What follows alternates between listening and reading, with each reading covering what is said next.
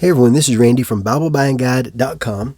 Today I'm taking a look at a copy of the 1611 KJV from the Bible Museum. This was provided for exchange for knowledge review by the KJV Store, and it also comes with a leaf from an actual KJV in quarto size from earlier than 1650. We're going to look at this in a few minutes. I'm going to set this aside just for a second.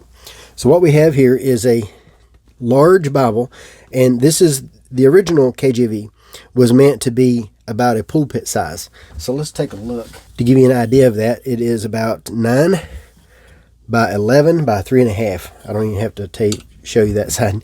9 by 11 by 3.5, and it weighs 8 pounds 8 ounces.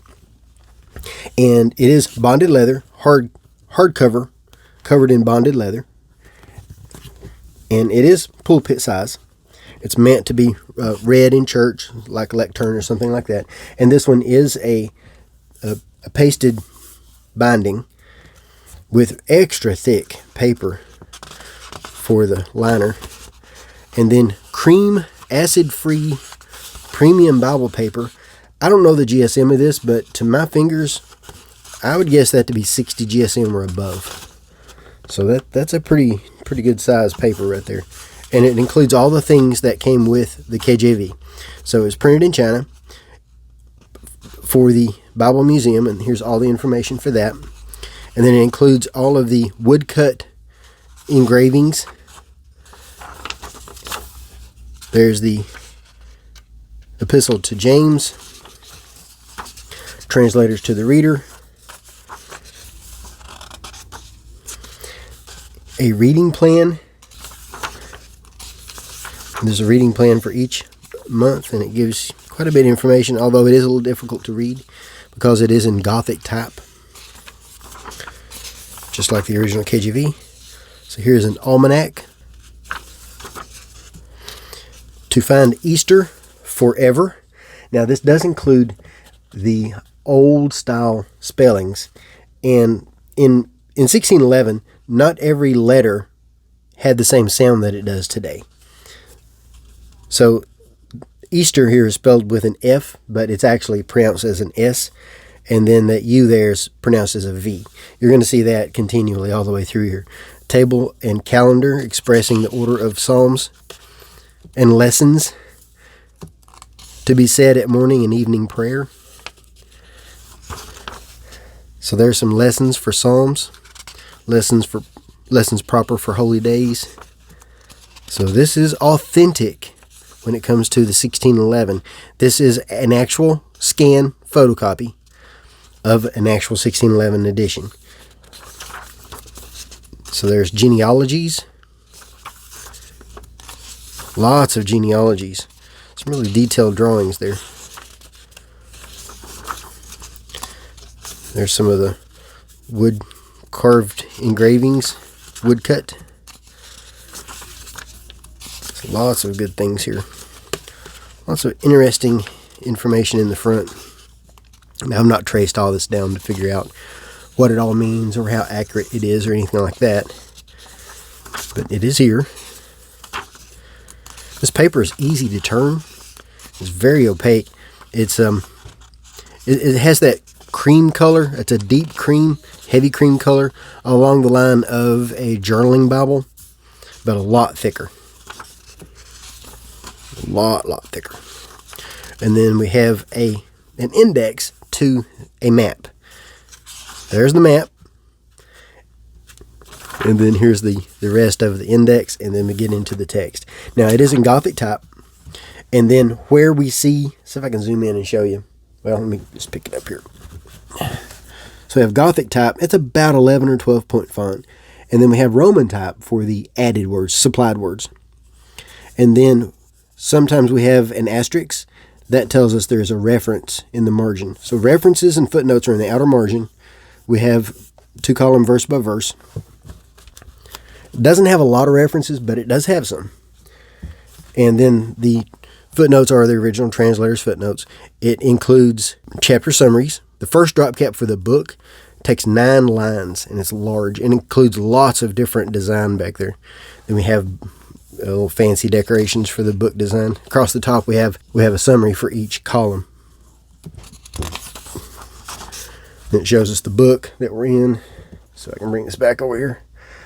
Shows us the book we're in. It shows us the chapter we're in. It's all in Roman type. Roman numerals. It's really hard to read Gothic type. I do recognize Lord God. That's easy to see. You see that all through here. Really dark print. And then the drop caps for all the other chapters take 5 lines. And then we have a footnote. There's a little marking to show a footnote. A little cross, and then over here is the footnote. There's another, the word another. So there's a supplied word. Those are easier to read because they're in Roman type, which I personally am used to. I'm not as used to Gothic.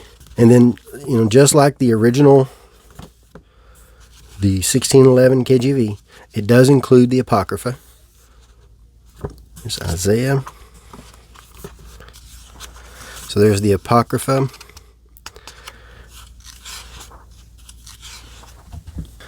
It does show in the front all the books that are included. So here are all the books for the Apocrypha. I'll zoom in there so you can see that a little bit better, because that will be a question that I get asked. So there's the answer to that question. And there's what it looks like in the text. And then we get into the New Testament. The New Testament also includes a decoration. I like that drop cap. That's nice. It's pretty. It is a black letter edition, because they did not have red letter. Red letter Bibles didn't exist in 1611. That was much later. Every book starts on the page where the previous book ended.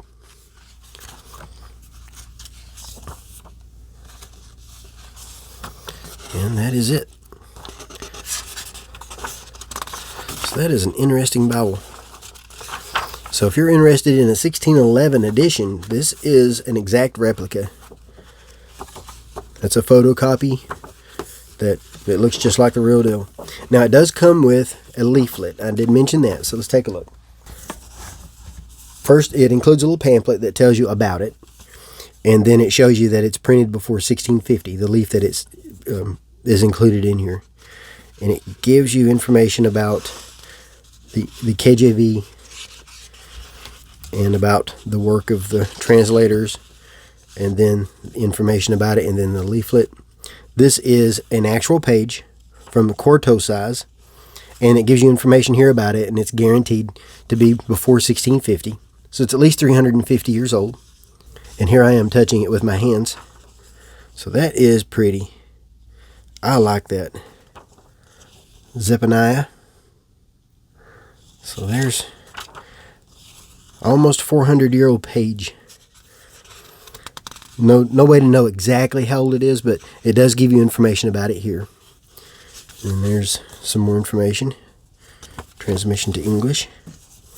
So yeah, that's an interesting Bible. If you're interested in a 1611 KJV, this is a good one. It's large. It's really large. It's hard to compare to anything because I can't get anything else to fit on my desk. My little desk back here in my bedroom. I could show something though. Let's look. If you're familiar with the Cambridge Turquoise, here's a Bible that we can compare to. And the reason I'm comparing this one is because this one is a 12-point font. Just to give you an idea of the text size. They're about the same size. It's amazing how far we've come. But yeah, that is an interesting Bible. I'll also be reviewing another one from the Bible Museum here pretty soon. So I'll be watching for that one. And my thanks to the KJV Store for providing this for exchange for an honest review. That is an interesting Bible. It's made well. The print quality is excellent all the way through. I mean, it looks like a 1611. So if you're interested in the 1611 edition, this is a good one. And now this is the standard version. It's cheaper than the deluxe. The deluxe edition has spine hubs and is a lot fancier. I don't know about what's different inside. I think it's the same, but I don't know for sure. I haven't seen it. But I've only seen pictures of the outside. But this one is a lot cheaper. So I'll place links to the written review if you're interested in seeing that. I'll also place links to where you can make a purchase if you're interested. And thanks for watching.